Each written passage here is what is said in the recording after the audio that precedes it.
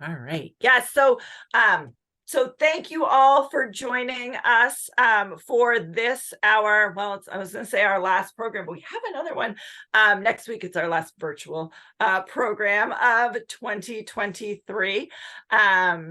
I am Nora Dufalo. I'm the program director here at Tin Mountain. And before I turn things over to Will for this evening's presentation, I want to first take a moment to thank Tin Mountain's Nature Program Series sponsors. They are Hancock Lumber, White Mountain Oil and Propane, and Farm to Table Market and Catering out of West Ossipee. So I do want to recognize and thank them for their financial support that allows us to put on quality programming such as this. I also want to thank those of you who are current members of Tin Mountain Conservation Center, because your membership dollars also go toward helping us put on quality programming. So thank you so much to everyone who is a current member for your support.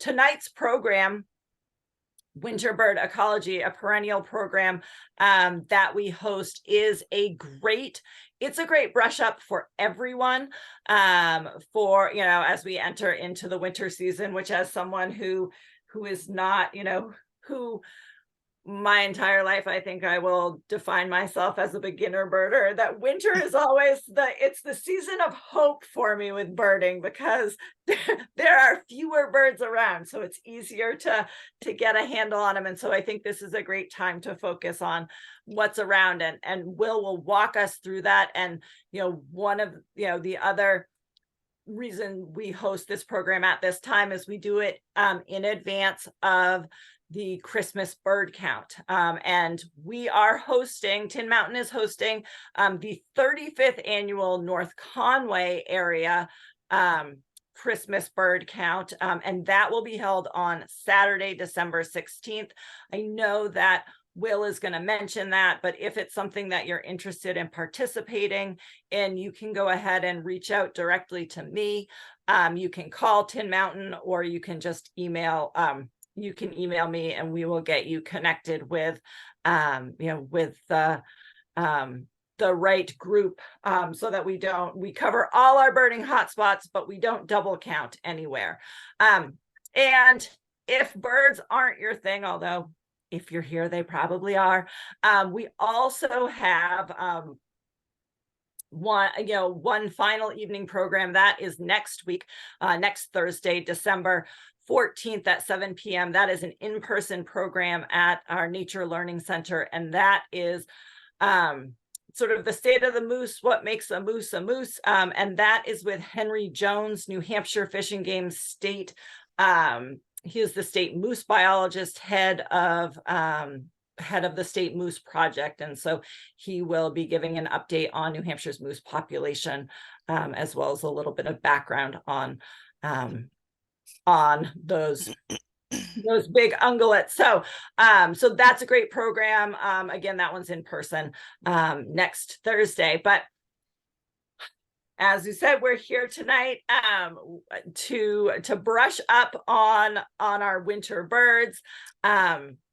A reminder that if you have a question, if you want to type it right into the chat feature at the bottom of your screen, I'll be monitoring that. And if it seems appropriate, I'll pop in and interrupt Will when he's, in any breaks. Otherwise, we'll save those until the end. And I would ask that, that unless you need to ask a question, that you keep yourself muted, just so we don't pick up any background noise at your house that might be unintentional and distracting. But I think most of you on here are familiar with Will. We are so excited. We're always excited when we can get him back. Will is a lifelong birder, unlike me. He is an expert birder, just an aficionado, all up to date on all of the trends. We're sad that we lost him here in the Valley, but he birding on the mid coast, but we do actually have in Oh, yeah. January, we are doing coastal birding, a field program down to Biddeford Pool, and Will's going to be leading that. So, so keep an eye out. That program will be coming out. We'll be posting that program shortly. So, I'm going to go ahead and hand things over to Will. Cool. Thanks, Nora. Thanks, Tin Mountain, for hosting me. I was looking at this program and saw that the last time I had given it was around this time in December of 2020. So it's been quite a while. Let me switch screens over to my presentation. And Nora, if you can just give me a thumbs up to show that you can see the screen. Okay, perfect. So I'm going to share my screen full screen. And so once again, this is going to be a refresher for all of us looking forward to birding in the wintertime, but also especially for the 35th annual North Conway Christmas Bird Count, which will take place on Saturday, December 16th. And once again, if you would like to take part, contact Nora at her email nbeam@tinmountain.org. So we're going to talk a little bit about some of the common species that we're likely to see. I'm limiting this chat to inland species because, of course, the valley is landlocked and we're not really likely to see as many of those pelagic or open ocean species. That being said, if we get a really strong nor'easter storm that brings southern winds into New Hampshire and Maine, we might get some pretty interesting species. So keep an eye out for the wild weather and whatever it might bring north with it. We're going to look at some of the field marks and some of the more readily apprehensible behavior of these species we're likely to see on the Christmas bird count. We're also going to talk about some of their habitats. So I've grouped the birds by different habitats: forests, open spaces, some of those landscapes that are heavily dominated by people, like backyards, orchards, feeders, and along some of our rivers. So of course we have the Saco River going through the valley, and as long as the Saco River stays open, that is ice-free, or in some of those places that stay ice-free, you might get some interesting water birds. So a little bit about the Christmas bird count history. Of course, it started in 1900 by ornithologist Frank Chapman, founder of Bird Lore, which became Audubon magazine. And he proposed the idea of counting birds on a large census, a landscape-wide census here in North America, as opposed to the Christmas Day tradition at the time, which was going out and trying to kill as many birds as you possibly could on Christmas Day. Of course, many of those, that slaughter had more to do with harvesting birds for food, but I'm sure there were all kinds of what you might call bycatch and birds slaughtered for no good reason other than for the sport side of it. So I'm really happy that Frank Chapman was so forward thinking to reconsider that aspect of it and move towards just a general censusing of birds. And so the Christmas bird count is conducted within a 15-mile radius count circle. Volunteers go out and do this, and they report back to a compiler who manages the numbers as well as the routes, because as Nora said, we don't want folks counting the same areas or the same birds. Counts can be held any day from December 14th to January 5th. So that's about a 4-week time period. I myself, I'm going to be taking part in the Christmas bird count for Pemaquid Peninsula. And I'm actually going to be the compiler of the Pemaquid CBC this year. So that's pretty exciting. So I'll be down here in Midcoast, Maine doing it while y'all are up in the valley. And there's some interesting kind of historical numbers for the Christmas bird count. I love looking at some of these numbers. For instance, most species ever reported at a single location, I should say, is 250, observed on December 19th, 2005 in southern Texas. And then the greatest number of bird species ever recorded by a CBC count in the world is 531, which was counted on the eastern slope of the Andes in 2013, which is incredible. And as of 2015, Christmas bird count's the longest running citizen science survey in the world. In 2021, I found that this piece of history. A couple new species were added to the North American list for Christmas bird count. One was a bird that I got to see here in Maine, the Steller's sea eagle, which was pretty awesome. And hopefully Stella, as we like to call her, she should be coming back to Mid-Coast Maine in the next couple weeks. So we're excited to see where she might go. So our winter birds that we're going to be counting on the Christmas bird count, they make up, well, they have different kinds of strategies for survival, of course, because here in New England, we live in a landscape that is constantly changing through the seasons. And so birds need to adapt to their surroundings. And many birds practice different forms of migration in and out of New England to deal with those changing food supplies and the changing seasonal climate changes.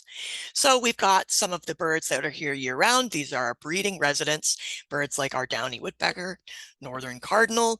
These are often also feeder birds that we will probably not have to work too hard to see on the Christmas bird count. There's also our wintering migrants, birds we're more likely to see this time of year. Birds like the American tree sparrow from the Arctic, another bird from the Arctic, the snowy owl. This is the tree sparrow, by the way, here. And then we also have our breeding migrants. So these are summertime birds we're not as likely to see on the Christmas bird count, but I wanted to include them here just to show the diversity of the different strategies that these birds employ. We have short distance breeding migrants, birds like our red-winged blackbird, woodcock. We have long distance breeding migrants, those classic long distance travelers from Central and South America, like the broad-winged hawk, the red-eyed vireo. They won't return until late April and into the month of May. A few more strategies. We have eruptive migrants that follow the masting or the periodic kind of basically the periodic kind of fruiting of different species of trees. So we have common red poles, even in grosbeaks, they follow spruce and pine cone crops through the years. And I'll actually talk a little bit about what's called the Finch Research Network and the Finch forecast for 2023. So we'll talk a little bit about how that might impact our Christmas bird count. We have passage migrants, birds that we just see in spring on their way through to their breeding grounds, or in the fall on their way back from breeding grounds to places further south. So birds like our white-crowned sparrow, American golden plover. And then we have some true nomads, species like the red crossbill, which we are no stranger to in the Mount Washington Valley and where I live in the mid-coast of Maine. These are birds that breed when food is plentiful. So they might be breeding even in the middle of winter if the cone crops are burgeoning, if they're doing really well. So they are another species we might be seeing. And here's just a couple maps showing these two different strategies of migration. Breeding migrant, like the black-poll warbler, a long-distance breeding migrant from South America that breeds all the way up into Alaska in the boreal forest. But then you have a bird that's more or less kind of an eruptive migrant, the white-winged crossbill, which we get also in New Hampshire and Maine. And so I mentioned the eruptive migrants. And actually, including in some of those finches I mentioned, are some other birds, even some predatory birds like the snowy owl, which follow boom and bust cycles of lemmings in the Arctic. So they can be really prolific in some years and not so prolific in others. And a little bit of Tin Mountain trivia: a former Tin Mountain employee created this graphic. That would be Sean Ash. All right, so finch forecast for 23-24. Nothing too exciting to report, even though we have some incredible crops from the overwhelming amount of rain we received through the summer. A lot of our massing species, white pine, white spruce, these species have tons of cones this year, which for all the birds that are around that eat that sort of food, they're going to be doing really well. So according to the Finch Research Network, pine grosbeaks are going to be more likely to be seen in normal and typical places that we see them this winter, but we might even get a few more than we have in the past couple years. We might also see more purple finches this year. Common and hoary redpolls we're a little more likely to see this year, as well as pine grosbeaks, white-wing crossbill, and red crossbill. Um, Evening grosbeaks are probably not as likely this year, although I looked at eBird just the last week and there have been some reports of evening grosbeaks even down into Massachusetts. So I wouldn't be surprised to get a couple of them on the Christmas bird count. Um, the uh, the Finch Research Network also includes blue jay, red-breasted nuthatch, and Bohemian waxwing as part of their eruptive migrants that actually do show some seasonal movements based on food abundance. And so blue jay, um, they believe from their numbers and their observations that these three species are going to have an average to kind of poor season in terms of big numbers. Some years you get just incredible fallouts of these species in places like Cape May, New Jersey. But the blue jay and red-breasted nuthatch were really familiar with these species, so we're probably not going to have to work too hard to see them.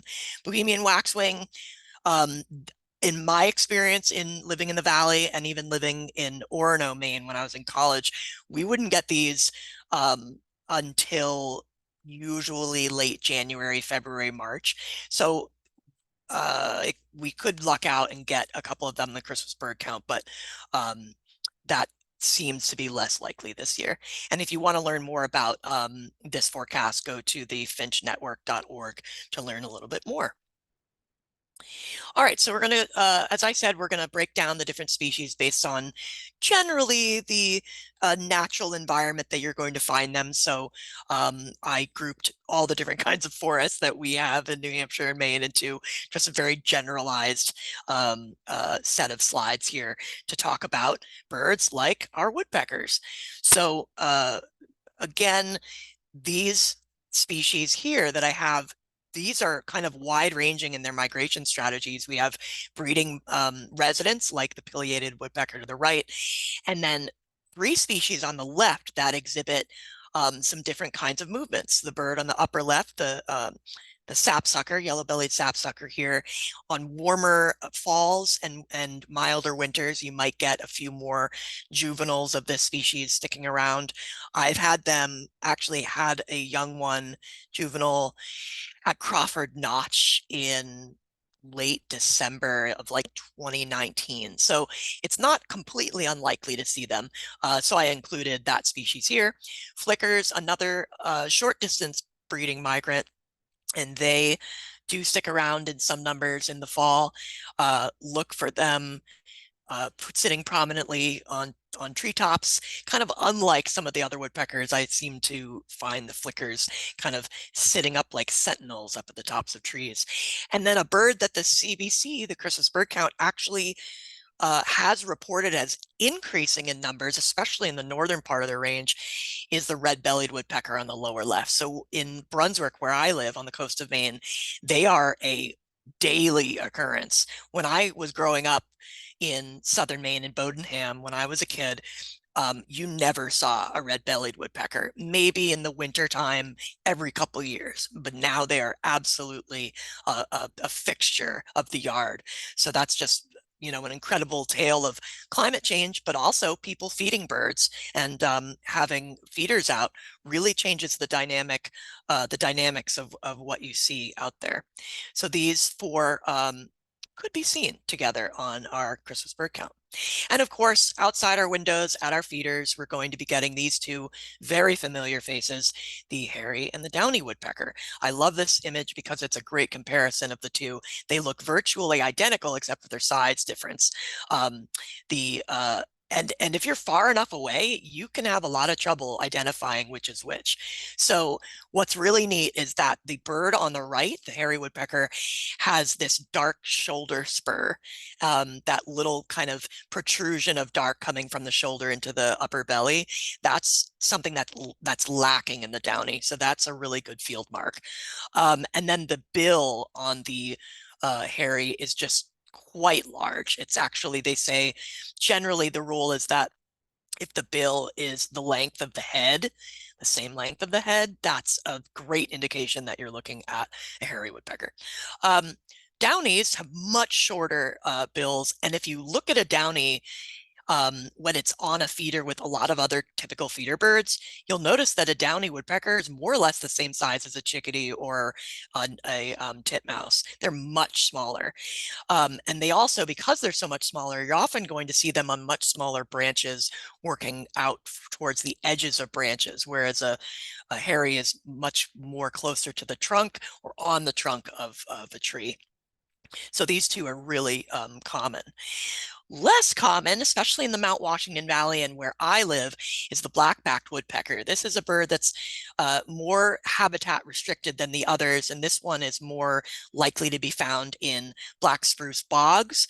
And where you find that environment is more up towards the notches and up towards like Whitefield and Bethlehem, up in some of those locations. But you never know. One was seen a couple years back on Monhegan Island in Midcoast, Maine. Don't know how that bird got there, but you never know. So keep an eye out for this one with that jet black back.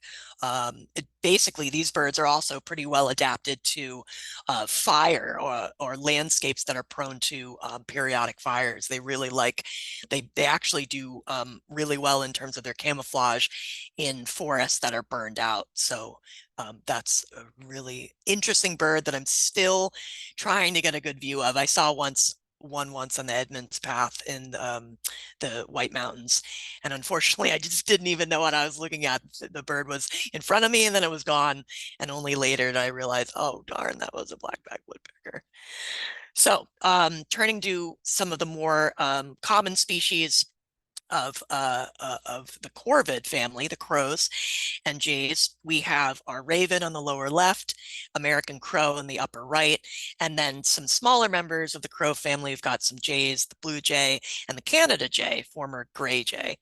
And all of these are likely in the Mount Washington Valley, except you're going to have to go to a little bits of some extremes to get the gray jay, the Canada jay, I should say.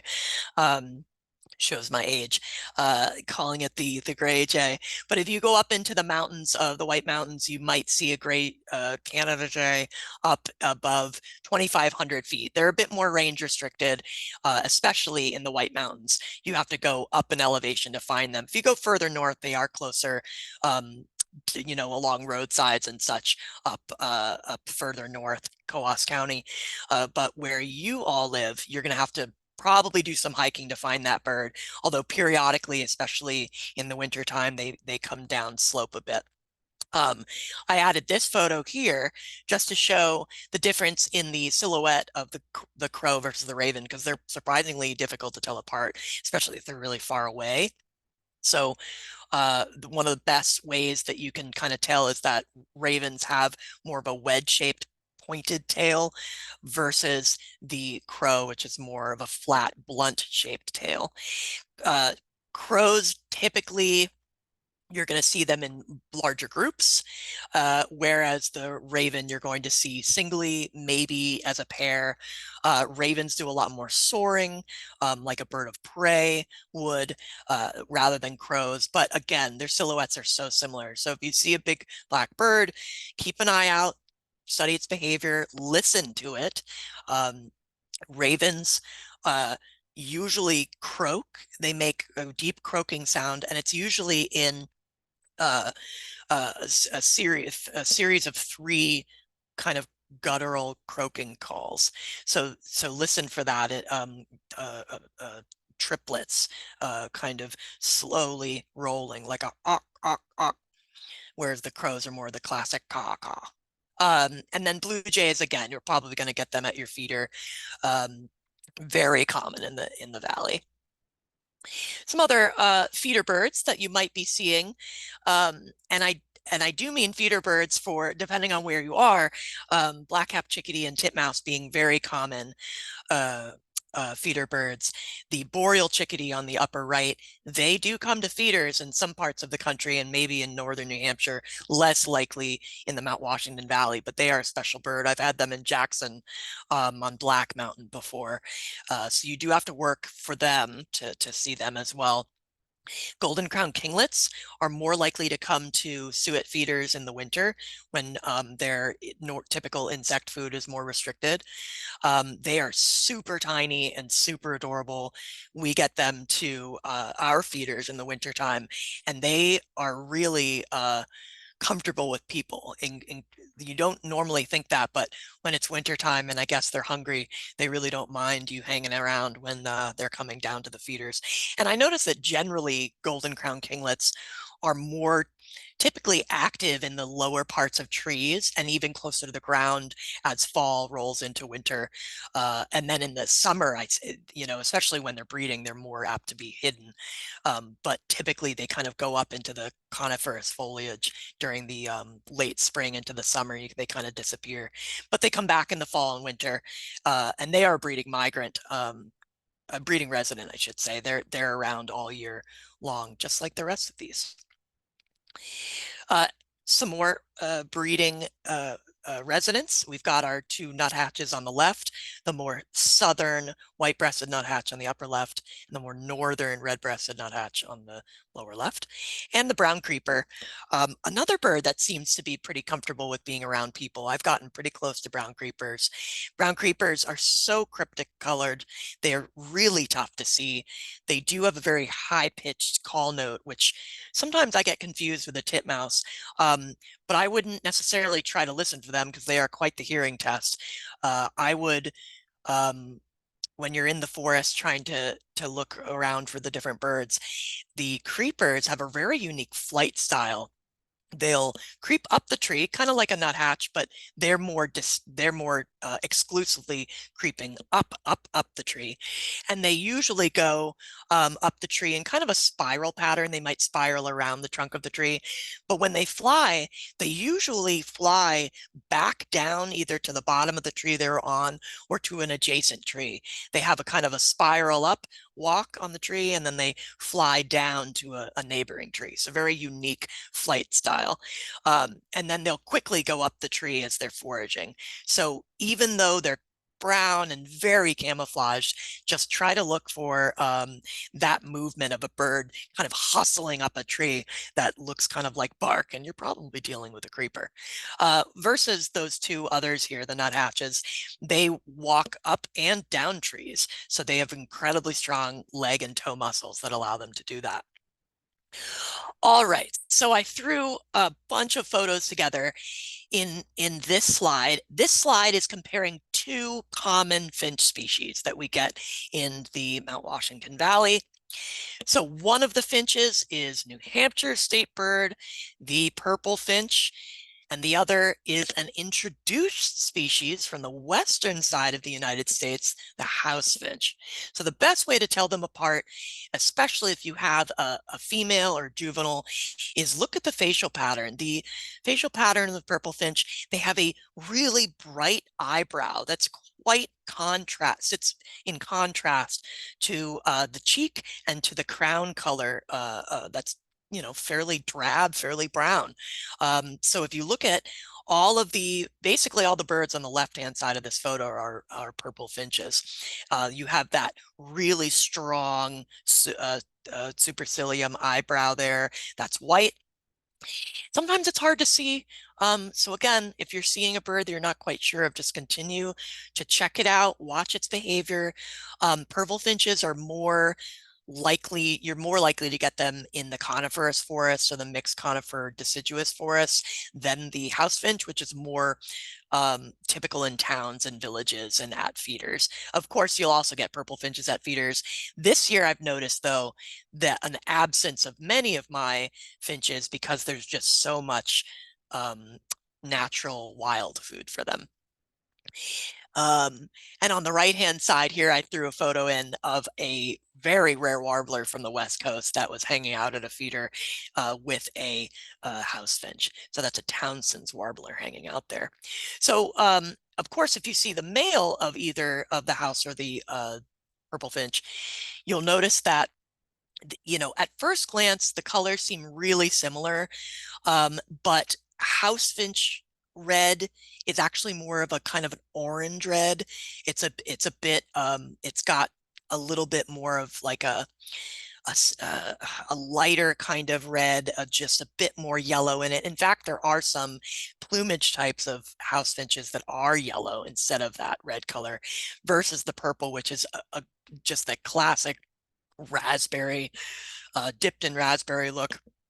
The wings of the purple finch are also that same color, as is the flanks all the way down to basically where the tail attaches to the back. If you look at the house finch, the red is restricted to the crown, the face, and the belly. The wings are brown. And I want to say that their streaking is different, but that, again, that's going to be harder to see in the field. So I'll let you make the decision on, when you're looking at these two in the field, which one's more streaky. So two really common finches that we're likely to see on Christmas bird count. And two more finches. These two here, generally segregated left and right of this image, this collage, I should say. We have white-winged crossbill with its distinctive white patches on the wings, with their beautifully kind of enlarged crossed bill, which is again an adaptation to getting into spruce cones to get after those seeds. And then the red crossbill, which is, it lacks those white patches, and it's more of an generally an orange type color, an orange cast to this bird, versus the white-winged crossbill. In the males, it's definitely more of like a house finch red, even approaching that raspberry red. It's quite distinctive. The juvenile white-winged crossbills, heavily streaked birds on the upper left and the top, those are white-winged crossbill juveniles. Versus, again, the red crossbill, it just has kind of the two-tone. The females are yellow, the males are that orangey red, and you're not going to get as much of that streaking. You're not going to get those white patches. So these birds are gregarious. You're typically going to see them in groups. They're very vocal. They have a range of different kind of finchy calls, usually in groupings or couplets, like chit chit chit chit chit chit. They're very vocal, but again, you're not going to see these birds at feeders so much. That being said, I have a friend in Brunswick who's had them at her feeders. I'm very jealous, but they're more likely, especially this year with the amazing cone crop in New England, to see them kind of up in the forest, and again, more of the coniferous forest type. I also threw in some non-crossbills. Here's a purple finch for comparison. Kind of looks like a crossbill, but again, you've got the white uh, uh, eyebrow, and you've got a couple other finches here. We've got a house finch female, house finch female, and a house finch male. So just some contrast there to show you some of the differences. And you're not necessarily going to be getting these birds overlapping in habitat, but again, you know, when they're in flight, when they're moving around, it's really hard to say exactly the habitat type that they're going to be in. But look for those really strong field marks, and you should be good. And the Finch Research Network is actually really invested in understanding the movements of these eruptive species, especially the finches, and the red crossbills themselves. As I said, they are nomadic. They have different, several different kind of subtypes in North America. And so if you have the ability to record red crossbills when you interact with them, or even white crossbills too, but especially red, try to record them. And then if you have the resources to send those recordings to the Finch Research Network. They'd be very intrigued just to parse out what subtype it is, and then to just figure out kind of the movements of these birds. So it's somewhat of a mystery, and they're learning a lot from citizen scientists just like you. All right, so getting into some of our bigger birds, some of our game birds, we have our turkeys. Turkeys have been doing really well. I'm sure they're a bumper crop of turkeys in Mount Washington Valley.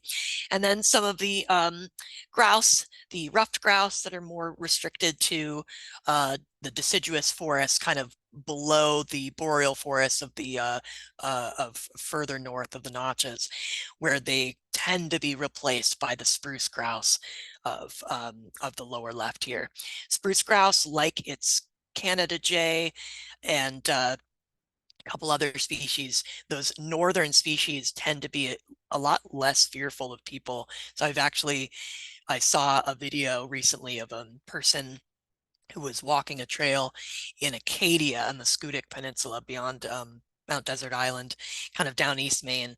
And they were walking around, and there was a spruce grouse that came up to them and just hopped up onto their shoulder, looking at them, checking them out. And spruce grouse seem to have this uncanny kind of fearlessness to them. So quite an incredible interaction that must be.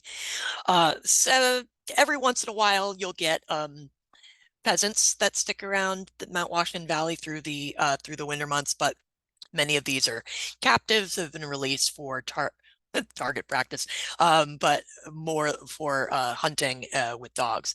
So we get them on West Side Road. They, depending on the winter, some of them might survive, but they are another possibility for Christmas bird count. Sticking with larger birds, getting into birds of prey, we have our bald eagle, another bird that's doing really well.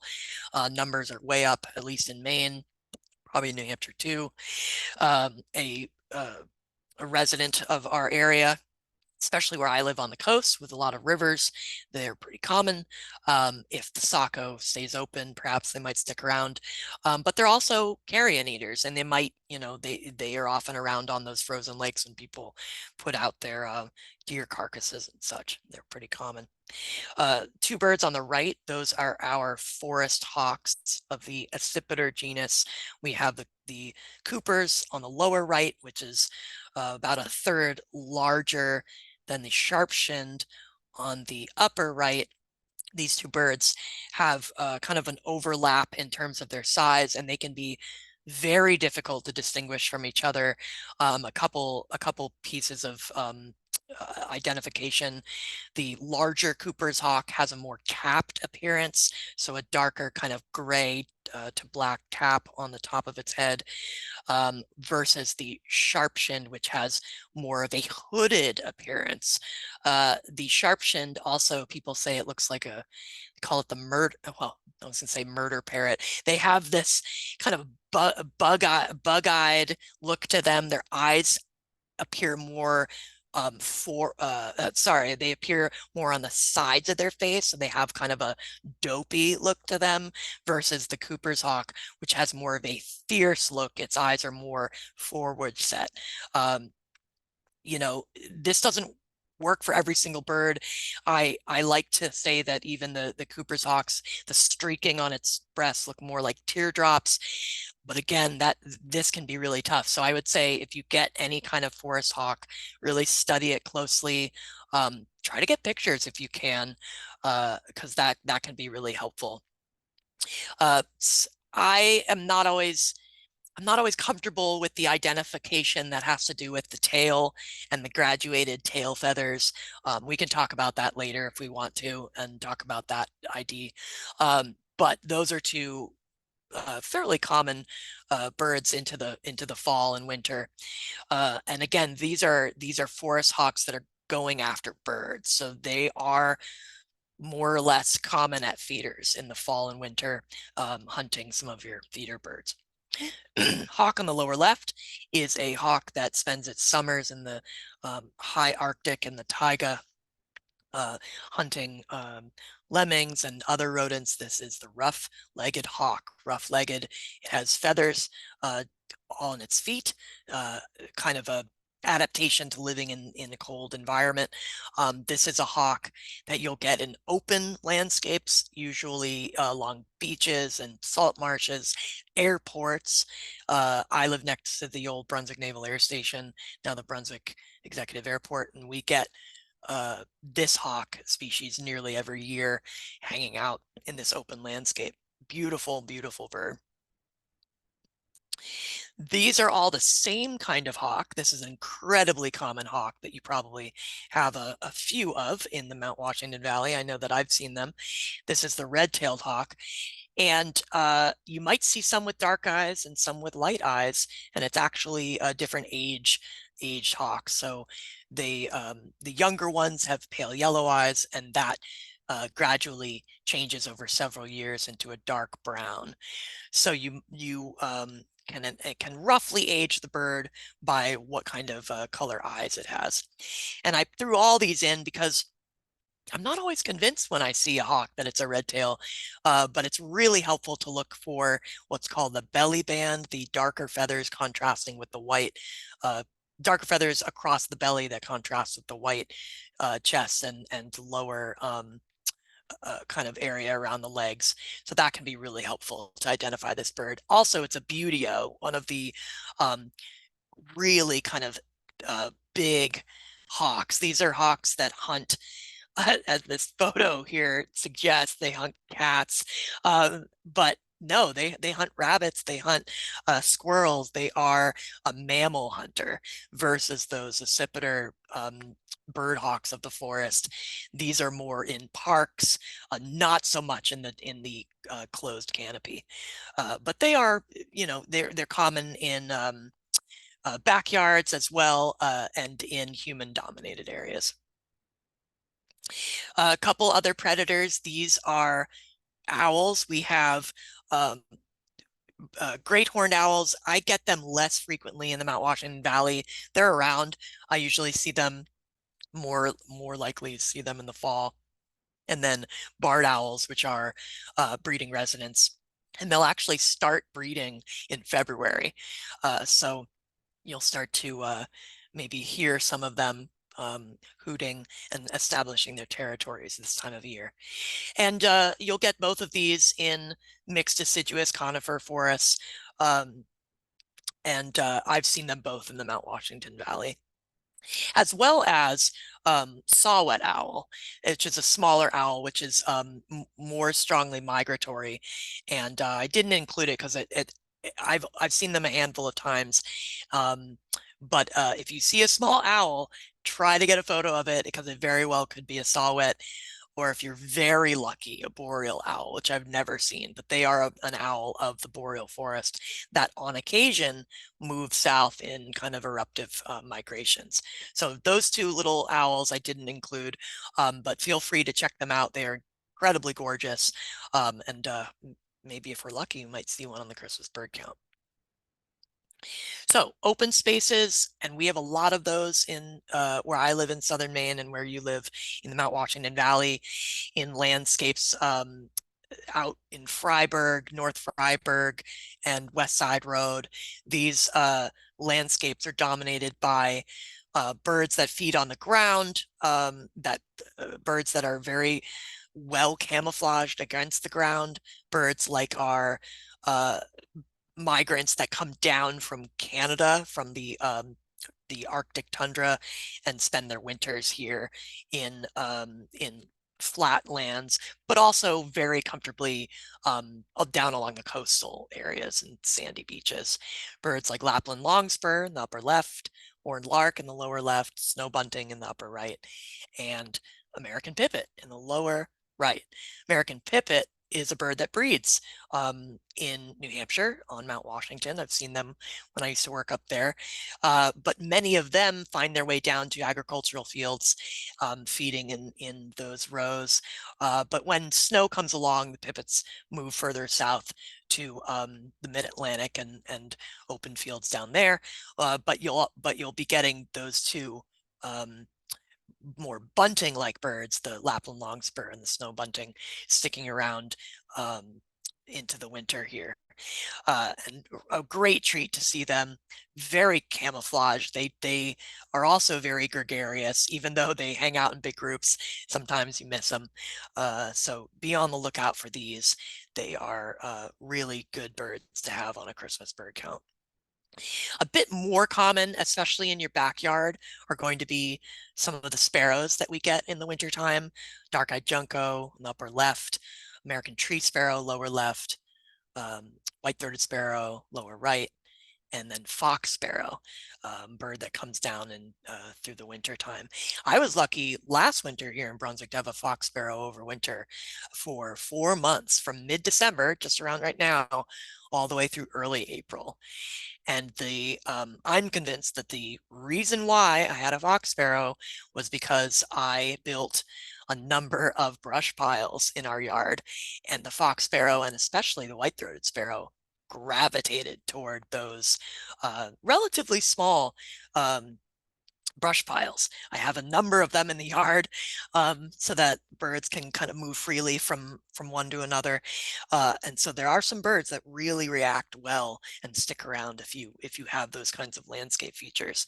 But all of these birds really respond well to millet seed. So if you put millet out as your mix, they'll eat that right up.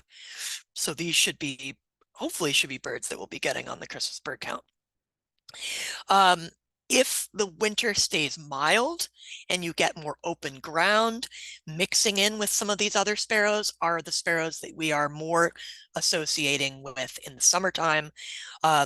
These sparrows include the song sparrow in the upper left, chipping sparrow upper right, swamp sparrow lower right, savanna sparrow lower left. Streaky sparrows, they are, feeder adjacent. You're going to have chipping sparrows and song sparrows definitely around feeders in the fall and into the winter if they stick around. But birds that are more apt to come around on migration and come to feeder areas include the swamp and savanna.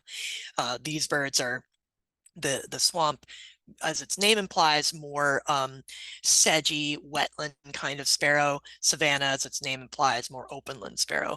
But if the ground stays open, they'll stick around late into the fall. And I believe I had a chipping sparrow in North Conway in mid-November several years back. And just 3 days ago, I had a song sparrow here in Brunswick. So they stick around, again, as long as the ground stays free of snow. But once the snow comes, all bets are off, and they typically move south or move into landscapes that are more favorable for them. Some more predators of openlands, but also of some kind of a mixed forest as well, especially the bird on the far right. We have 2 falcons in this slide, peregrine falcon, which is doing really well. Their numbers are up here in Maine, probably in New Hampshire too. They migrate, but also stick around. I'd be curious to know more about their movements and why some move south. And I imagine that some of the migrants that we get for peregrines are coming through from the Arctic on their way south. One of the smaller falcons, the one in the middle, Merlin, so both the peregrine and the Merlin are, again, bird predators. They especially love fast flying birds. The peregrine really loves ducks, waterfowl. The Merlin is more into starlings and cedar waxwing, some of the faster flying, more graceful, gregarious birds. And then the bird on the right, which is a bird that's becoming possibly more common, especially with the warming climate. This is red-shouldered hawk, which I see a lot of down in Florida, not so much in southern Maine and New Hampshire, but you never know. Keep an eye out. If you see a bird that looks kind of like a red-tailed hawk, just a little smaller, has that unique kind of brown grading to cream white coloration on the breast, check it out, get a photo. That would be a great bird for Christmas bird count. The two birds on the left, again, they're more openland type hunters, whereas the red shoulder is more of a deciduous forest and parkland bird. And then, of course, I can't talk about open lands without talking about our snowy owl, which again follows those periodic boom and bust cycles of the lemming mammal that lives up in the Arctic. And every once in a while, we get huge movements of the snowies. So hopefully we'll get a snowy owl on our Christmas bird count. So some landscapes that are more typically associated with people, kind of mosaics of shrubland, forestland that grade into backyards. Maybe there's old fields that are regenerating into the forest, and landscapes that have a lot of ornamental trees that might produce a lot of fruit. These are landscapes that get these birds: Bohemian waxwing, cedar waxwing, pine grosbeak. Be on the lookout in North Conway, along the strip, in Settlers Green, all the places that get the nice ornamental crabapple trees. Check them carefully for these gregarious birds that love apples and crab apples and hawthorns and roans, the American mountain ash. These plants really attract these birds. So keep a lookout. We've seen them on Christmas bird counts. So they'd be great to see. Some more of those finches that I mentioned, the eruptive species, these birds will come to feeders. I've seen all 4 of these on feeders: evening grosbeak in the upper left, goldfinch, American goldfinch, upper right, common redpoll, lower right, pine siskin on the lower left. These birds, especially the 3 smaller finches, they love thistle seed. So they'll come to thistle feeders, but they also, in their native habitats, are going after birch seeds, some of those much smaller seeds that you'll get. And so be on the lookout in the birches for these species. Evening grosbeak, one of the eruptive migrants, a bird that used to be a lot more common in the East, and its numbers have been in steady decline, unfortunately, on this side of the Mississippi, but a colorful, just incredibly beautiful finch, and they love black oil sunflower seeds, and they might come to your feeder. They prefer the same kind of feeder setup as the cardinal, so they love that black oil sunflower seeds. 4 species that kind of are a mixture of uncommon slash birds you might see in very small numbers, especially in warmer falls. A predatory songbird in the upper left, our northern shrike, comes down from the boreal forest and taiga to prey on songbirds in the Mount Washington Valley. I had one in North Conway Village patrolling my feeders many years ago. They seem to know that feeders are where their food's at, but you also get them in open fields, and I've seen them hunting for mice as well as songbirds in places like along the Saco River. Mockingbird, a bird that, as long as there's enough food around, they'll stick around, and the bird on the lower right. So they're very common in North Conway Village and along the strip, again, going after some of those fruiting trees, and a lot of the ornamental and invasive plants, like our burning bush, and multifloral rose fruit. They'll go after those.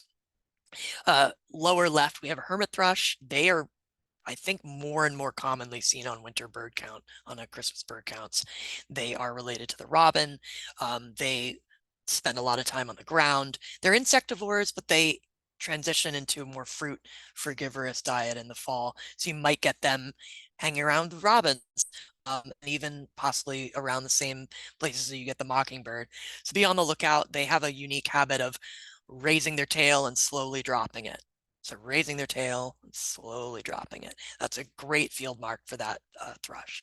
And then bird in the upper right, I don't think I took that photo, but that's one of my favorite birds, Carolina wren, which has increased in numbers in Mount Washington Valley and in southern Maine as climate warms and people feed them. They are full of charisma, and they will usually kind of stick around to human dominated environments, and they'll come to feeders and eat peanuts. That's their favorite food, especially in winter. More of the typical parkland, orchard slash backyard birds, mourning doves, which come to feeders, cardinals come to feeders, robins, kind of a holdover from the last slide. You'll see them with the ornamentals, kind of mixing in with the bird in the middle, the bluebird, which also has exploded in numbers. We get bluebirds all year round now, at least in southern Maine. And then you might get some straggler red-winged blackbirds in the lower right. Of course, in this time of year, the red-winged blackbird is not black. It has this mottled brown streaky appearance, but the shape is there, and that sharp bill, blackbird bill. So you might get one of those late stragglers as well. And then some, oh, I realize I have the house finch in two places. So we have house finches, starlings, pigeons, rock doves, and then house sparrows imported from Europe. So these are birds that are no strangers to human habitation, especially downtowns. So we're very likely to get them on the count. And then I threw in this slide to show just how lucky we might get if the temperature stays warm. We might get birds like the pine warbler on the upper left. Pine warbler has, if you're, confusing fall warblers or confusing warblers, period. If you are out there and you see a small bird with a, short, sharp bill, it's very warbler-like. Look at the face. They have what you would call spectacles. So it has pale yellow white as a line that extends from the bill up to the eye, almost like it's wearing a little pair of glasses. But again, if you see something that's unknown to you, try to describe it, write down field marks, take a photo if you can, report back, because it would be great to get any of these birds. Eastern towhee in the middle, large sparrow, which will stick around if in small numbers late into the fall and winter. Currently, there's a western spotted towhee in southern Maine, in Fort Foster Park in York. And on the right side, we have orange crowned warbler, a warbler that's more common in Maine and New Hampshire in the late fall. Another boreal breeder that comes down from northern Quebec and Newfoundland. And they are more common in kind of shrubby meadows, places that have a lot of goldenrod, places that hold on to their insects maybe a little longer. That bird, along with the bird on the lower right, the yellow-rumped warbler, which has its name suggests as the yellow rump and yellow on its throat, and then little white eye arcs.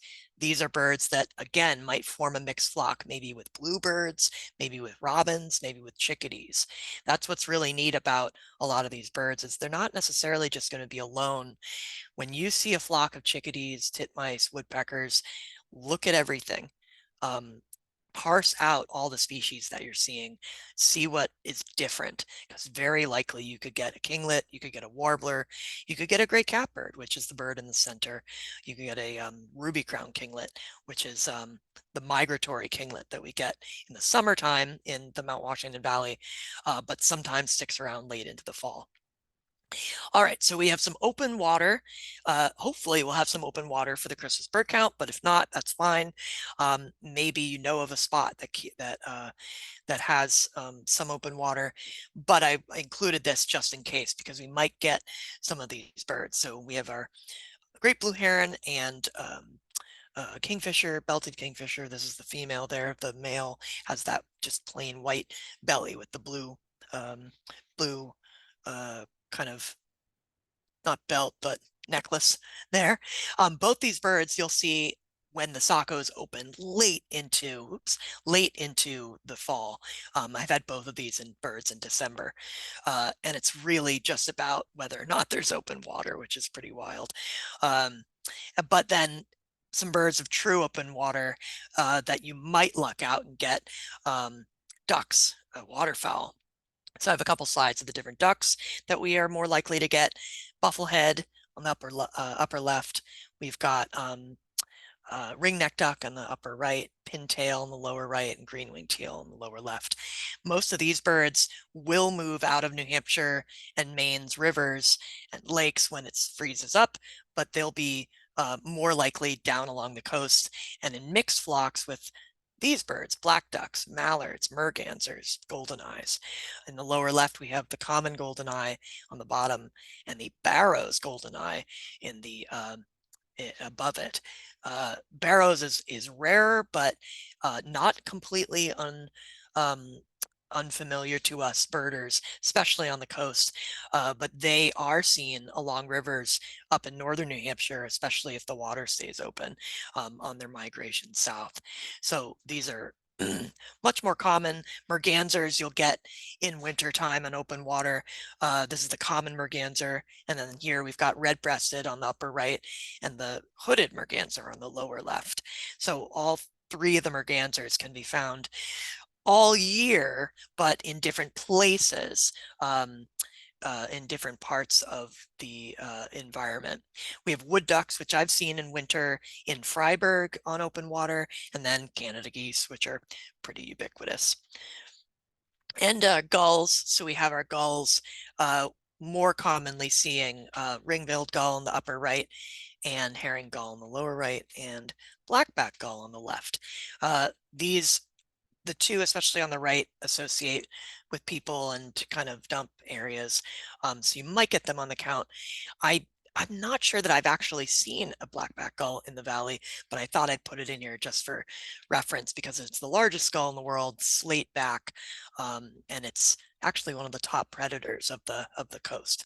So with that, I would love to turn it back over to all of you, and we'll see if I can get out of here. I'll stop my screen share and we will say hello to all the beautiful faces and see what we are thinking for a Christmas bird count. What have we seen? What's something All we're right. hoping to see? Yeah, Will, thank you so much for that. I was trying to toggle back and forth as you were presenting with our cumulative data, trying to figure out like, oh, what was it?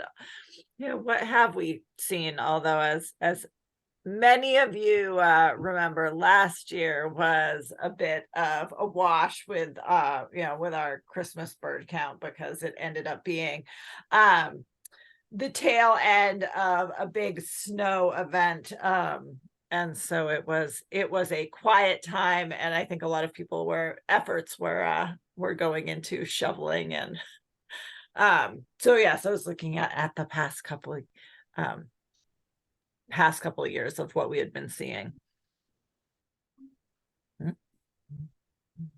Yeah, so there's a question about counting birds in flight. That can be tricky. Obviously, do the best you can. And what some folks say is that if you've got a group of birds, basically take the highest number that you can at any given time, because you don't want to double count things. But if there's like a group of crows, like a crow roost, which sometimes can number into the thousands moving by, well, I mean, do the best you can. If it helps to have like a counter, that can be great. Sometimes even what I'll do, if I have a notepad and pencil, and I know I'm like trying to count just a hard number to keep track of in my head, I might just tick with my pencil, and then while I'm seeing the individuals go by, I might put like a hash mark down and then just try to get an estimate that way. So that's helpful. But I believe the best practice when you get groups of birds is to just hold on to the largest number that you can. Like if you're a Doll sanctuary in Conway and you see like a group of robins go by and you see 6 robins, count 6. But if you see another group of robins 30 minutes later, maybe the same group, but if it's a larger group, say 8 or 9, then your total is going to be 9 for that species.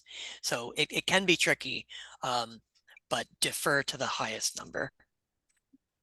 Yeah, and there are, if anyone, I mean, specifically for the Christmas bird count, if you've not gotten the info sheet from us, send me an email and I will share that with you, because it goes into a little bit more detail what Will is talking about in terms of sort of taking the conservative estimate so that we don't double count.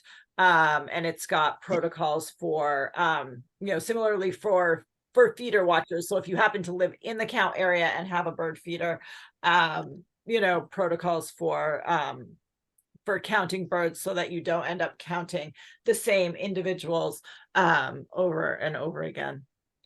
You can also, if you've got, like, let's say a huge group of crows flying over and you can't possibly count them all, what you can do is train your binoculars or eyes on a small section, count what you can there, and then estimate how many kind of blocks of sky is being taken up by those birds.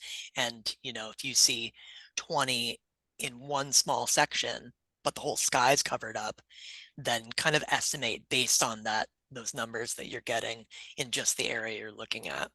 It's going to be a rough estimate no matter what. These are problems we'd love to have. So many birds on the Christmas bird count that we can't count them all. Yeah. So Will. Hi, Will. Who's talking?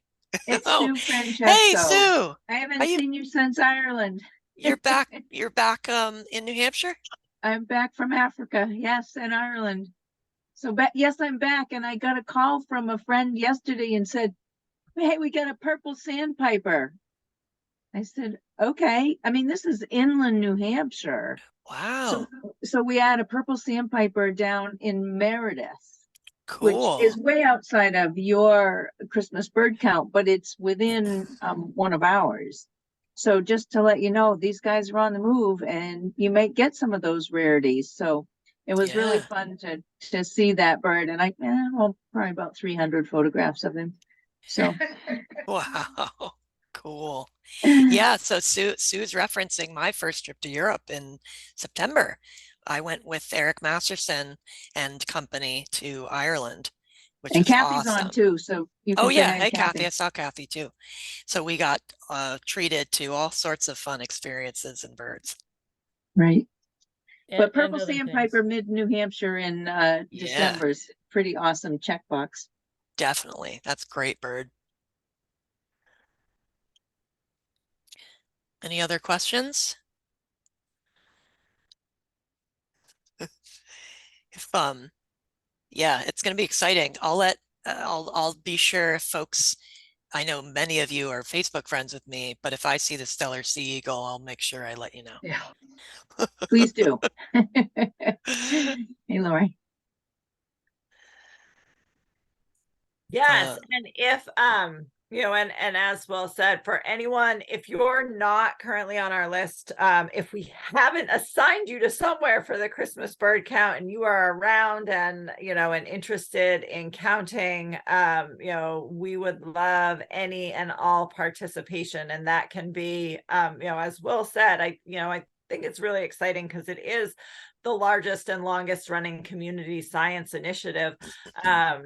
And it's like, I think of it as sort of the best example of like the acting, think globally, act locally, in terms of, we're birding in our backyard, but our data that we collect for the Christmas bird count goes to both New Hampshire Audubon, and they compile, long-term data over, looking at trends for, for birds in the state, as well as to National Audubon. So they're looking at, national and global trends. And so, while you may feel like, oh, I'm just counting birds while I'm drinking my coffee in the morning, it's actually contributing to, to huge data sets that have gone, that have, been utilized for major peer review, articles and trend, and trends.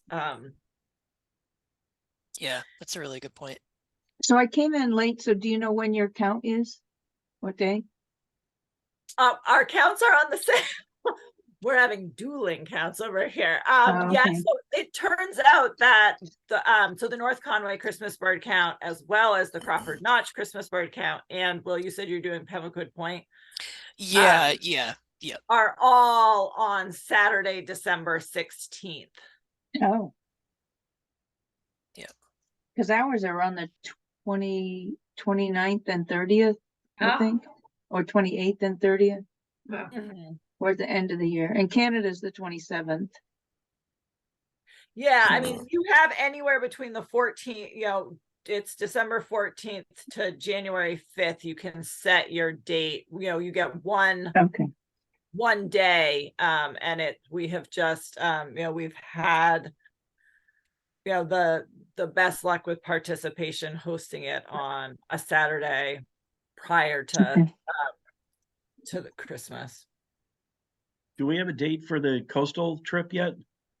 We do, and you will do. Hold on. I think it's January. 20th. 20th, Yeah. yeah, that sounds right. Oh. Saturday, yeah, and that should be coming out in the next weekly newsletter, but that is set for Saturday, January 20th. We'll be Okay. hosting that Thank you. coastal birding trip down to Biddeford Pool. Yeah, we'll go to East Point Sanctuary. Yeah, is that Eastern? Yeah, East Point Sanctuary. Yeah. Place a really, great spot for coastal winter ducks. A lot of these birds we talked about: rough-legged hawk, snowy owl, harlequin duck, purple sandpiper. So really good spot. So I'm looking forward to it. Hey, you know what this past weekend, Will, I was going to the Adirondack. So I went via Dead Creek Wildlife Management Area in Vermont, which is at the southern end of Lake Champlain. And I knew I was late, but it's a great place for snow geese. If anyone Cool. has the opportunity to go there, you really should go like early to mid-November. I did that a number of years ago and saw a bunch of snow geese. This time I saw one bunch of Canada geese, but I saw a beautiful harrier. I saw a bunch of bluebirds, another very large hawk, which I wasn't sure exactly what it was. It looked like a fascinating area. So I just tell people, because it looked like if you're in all seasons, I think would be an awesome place to go birding. So it's owned by the state of Vermont, and it's so cool there. It's just floodplain, Lake Champlain, and you're just looking at the Adirondacks, across the way. It's really And beautiful. what's the name of the place, Laurie? Dead Creek Wildlife Management Area. It's in Addison, Vermont. And it was really from Jackson, where I live, it was like 2.5 hours. Cool. So, I mean, it's a day. It's a long day. I drive over, do that, turn around, come back. But I kept going to the Adirondacks, and that was that. But It makes me anyway, think. it was cool. Laura, it makes me think that you probably, when I do this again, this talk, I should probably add sandhill crane to my species, Yeah. because I'm looking at eBird right now, and there are sandhill crane reports for central Mass, northeast Vermont, and 2 outside of Montreal. So they're around, and they're breeding in southern Maine, and so their numbers are up as well. So I wouldn't be surprised if in the next 10 years they're a common Christmas bird count bird, at least in open lands like North Freiburg. Yeah, that's Even crazy. with snow cover, you think, Will? I would say less likely in open deep snow, but one of these photos I'm looking at on eBird has it basically in a cornfield with snow. So it's just hanging out in a cornfield eating. And yeah, it says this person had it December 2nd in Reigate, Vermont, their latest date for them. but they typically get them around Thanksgiving. So I wouldn't be surprised, especially if the snowpack is late, to get sandhill cranes sticking around. Yeah. Well, Cool. cool. Yeah. Hey, Will, this is Kathy Wheeler. Just things like this that you mentioned, sandhill crane. If you were to see something like the purple sandpiper or something like that for the Christmas bird count, are you required to give more data as far as like a photo to try to prove what you've seen? That's a really good question. I'm not sure how they kind of verify for that. If anyone else wants to chime in for those like more rare species. If you submit it to eBird, they'll probably want a picture. Yeah, that makes sense. I know with Audubon, it's not required, but there is a rare bird sighting form that, that we've filled out in the past. So, it starts with the area leaders, really confirm, checking with the individuals as to how confident they are that they saw what they saw. If it's something that's never, especially if it's never been seen on the count before. We went through this a couple of years ago with Golden Eagle. well, with the Golden Eagle and one of the what was the it was because it was Walter Lancaster, and so we were pretty confident. I'm not remembering. I don't know, because we've had I don't think it was as far back as it might have been the red-headed woodpecker, which in 2008 we had within the count period, not on the actual account, but on either end. So I know we have gone through, gone through that process. We don't need photo identification, but they do ask for a little bit more information. Okay, thank you. Yeah, and that's a good point too, because again, I'm quickly looking through some of these rare bird alerts, and it looks like in the right now in Windham, Vermont, there's a painted bunting, which Tin Mountain had painted bunting in the wintertime. Pabu. So yeah, you just never know some of these, especially these strong winter storms that like this weekend where we're going to get up to 60 degrees and really strong southern winds. Unfortunately, that can lead to some rare birds that die because they just can't hack it here. But this is the time of year where you get, like gallinoles and the weird southern things that get brought up. So again, go out birding in the normal spots after some of these strong storms come through and see what you might get. I'll try to hang on to them. I'm in Georgia right now, so we'll try to keep our birds where they're supposed to be. Cool. Well, we don't want to keep everyone from what they got to do tonight, but this the was a lot of Patriots are fun. playing tonight, so root them on because boy, did they need it. Root for the loss, man. That's an option. All right. Well, thank you so much. As I said, we are always so excited when we can get you back presenting or leading programs. So we appreciate you taking the time to do this. And again, if you're around in the North Conway area, and interested, let us know, and we'd love to include you in this year's count. Cool. Wonderful to see you, Will.